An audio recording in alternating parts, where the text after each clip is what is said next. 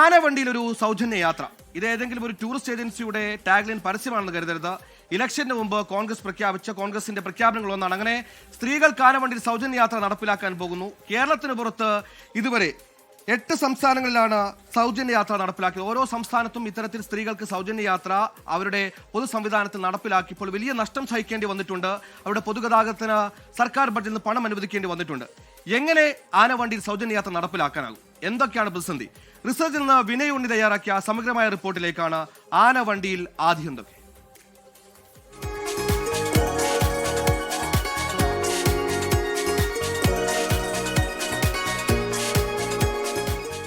KSRTC ബസ്സുകളിൽ സ്ത്രീകൾക്കുള്ള സൗജന്യയാത്രാ പദ്ധതി 2026 June 15 മുതൽ ആരംഭിക്കാനാണ് VD സതീശൻ സർക്കാരിന്റെ തീരുമാനം. ഗതാഗത മന്ത്രി CP ജോൺ പദ്ധതി നടപ്പാക്കുന്നതുമായി ബന്ധപ്പെട്ട നടപടിക്രമങ്ങളുമായി മുന്നോട്ടു പോവുകയാണ്.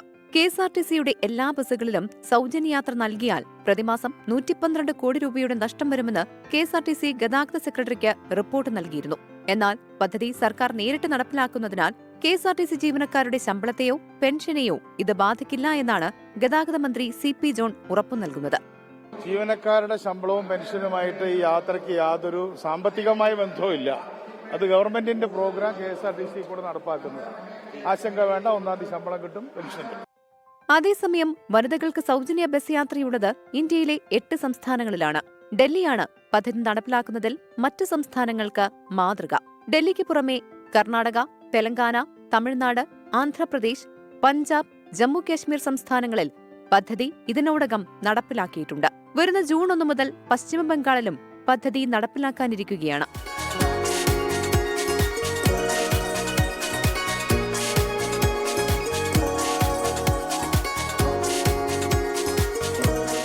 പിങ്ക് ടിക്കറ്റ് സ്കീം എന്ന പേരിൽ ഡൽഹിയിലാണ് ഇന്ത്യയിൽ ആദ്യമായി വനിതകൾക്ക് സൗജന്യ യാത്ര തുടങ്ങിയത്. AAP സർക്കാരിന്റെ നേതൃത്വത്തിൽ 2019 പദ്ധതി നടപ്പിലാക്കി. ഡൽഹി ട്രാൻസ്പോർട്ട് കോർപ്പറേഷന്റെ ബസ്സുകളിൽ സ്ത്രീകൾക്ക് പിങ്ക് ടിക്കറ്റ് നൽകിയാണ് സൗജന്യ യാത്ര അനുവദിക്കുന്നത്. ഇതിനായി പിങ്ക് സഹേലി സ്മാർട്ട് കാർഡുകളും നൽകി.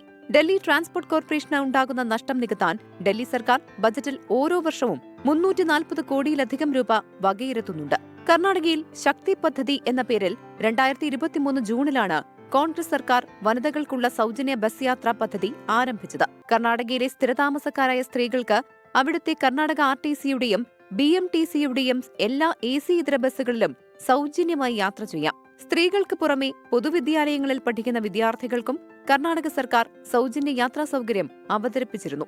തമിഴ്നാട്ടിൽ വിടിയൽ പയനം തിട്ടം എന്ന പേരിൽ DMK സർക്കാർ 2021 മുതൽ സ്ത്രീകൾക്ക് സർക്കാർ ഉടമസ്ഥതയിലുള്ള ഓർഡിനറി ബസ്സുകളിൽ സൗജന്യ യാത്ര അനുവദിച്ചു.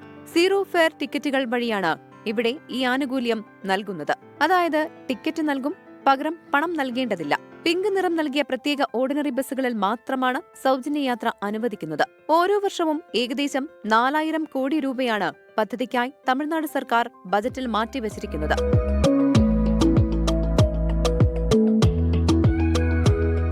തെലങ്കാനയിൽ മഹാലക്ഷ്മി പദ്ധതി എന്ന പേരിൽ 2023 ഡിസംബർ മുതൽ AC ഇതര സർക്കാർ ബസ്സുകളിൽ സ്ത്രീകൾക്കും ട്രാൻസ്ജെൻഡറുകൾക്കും സൗജന്യ യാത്ര ഒരുക്കിയിരുന്നു. തെലങ്കാന സ്റ്റേറ്റ് റോഡ് ട്രാൻസ്പോർട്ട് കോർപ്പറേഷന്റെ എക്സ്പ്രസ്, ഓർഡിനറി ബസ്സുകളിലാണ് സൗജന്യ യാത്രാ ആനുകൂല്യം ലഭിക്കുക.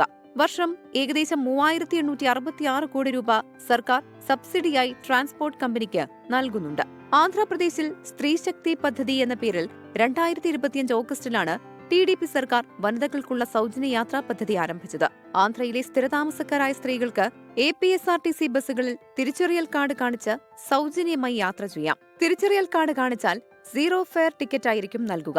ആന്ധ്രാപ്രദേശ് സർക്കാരിന്റെ ഉടമസ്ഥതയിലുള്ള 11,449 ബസ്സുകളിൽ 74% ബസ്സുകളിലും സ്ത്രീകൾക്ക് സൗജന്യ യാത്ര സാധ്യമാണ്. പഞ്ചാബിൽ 2021 മുതലും ജമ്മു കാശ്മീരിൽ 2025 ഏപ്രിൽ 1 മുതലും സ്ത്രീകൾക്കുള്ള സൗജന്യ ബസ് യാത്രാ പദ്ധതി ആരംഭിച്ചിരുന്നു. സൗജന്യ യാത്ര അനുവദിക്കുന്നതിലൂടെ അതത് സംസ്ഥാനങ്ങളിലെ ഗതാഗത കമ്പനികൾക്ക് വലിയ വരുമാന നഷ്ടമാണ് ഉണ്ടാകുന്നത്. എന്നാൽ ഈ നഷ്ടം സർക്കാരുകൾ സബ്സിഡിയായി നൽകിയാണ് പരിഹരിക്കുന്നത്. പദ്ധതി നടപ്പിലാക്കിയതിലൂടെ കർണാടക KSRTCക്ക് ആദ്യ 3 മാസം കൊണ്ട് തന്നെ 295 കോടി രൂപയുടെ വരുമാന നഷ്ടമുണ്ടായെന്നാണ് കണക്കുകൾ വ്യക്തമാക്കുന്നത്. പദ്ധതി നടപ്പാക്കിയ സംസ്ഥാനങ്ങളിൽ സ്ത്രീ യാത്രക്കാരുടെ എണ്ണം കൂടിയതോടെ സർക്കാർ ബസ്സുകളിൽ വലിയ തിരക്ക് അനുഭവപ്പെട്ടിരുന്നു. ഇതോടെ കൂടുതൽ പുതിയ ബസ്സുകൾ വാങ്ങേണ്ടി വന്നു സർക്കാരുകൾക്ക്. പഴയ ബസ്സുകൾ അറ്റകുറ്റപ്പണി നടത്തേണ്ടി വരുന്നത് കമ്പനികൾക്ക് അധിക ചിലവുണ്ടാക്കുന്നതായാണ് റിപ്പോർട്ടുകൾ സൂചിപ്പിക്കുന്നത്. Research desk 24. നമ്മുടെ പൊതുഗതാഗത സംവിധാനങ്ങളുടെ ലക്ഷ്യം ലാഭമല്ല, സേവനമാണ്. അതുകൊണ്ട് ഇത്തിരി നഷ്ടം സഹിച്ചാലും ആ ഉപകാരം അല്ലെങ്കിൽ ആ ഒരു ആനുകൂല്യം ലഭിക്കുന്നത് വലിയൊരു സ്ത്രീ വിഭാഗത്തിനാണ്. പ്രത്യേകിച്ച് അസംഘടിത തൊഴിൽ മേഖലയിൽ ജോലി ചെയ്യുന്ന സ്ത്രീകൾക്ക് ബസ്സിനായി അല്ലെങ്കിൽ ബസ് യാത്രയ്ക്കായി മാറ്റിവെക്കുന്ന വരുമാനം അവർക്ക് സേവിങ്സായി മാറ്റിവെക്കാനാകും. അവരുടെ ജീവിതത്തിൽ വലിയ മാറ്റം കൊണ്ടുവരാനാകും. എന്തായാലും നല്ല പദ്ധതിയാണ്. വലിയ നഷ്ടമില്ലാതെ മുന്നോട്ട് കൊണ്ടുപോകാൻ ബദലായി എന്തെങ്കിലും ഒരു വരുമാന മാർഗം കണ്ടെത്താൻ കൂടി സർക്കാരിനാകട്ടെ. പദ്ധതി വലിയ വിജയമാകട്ടെ.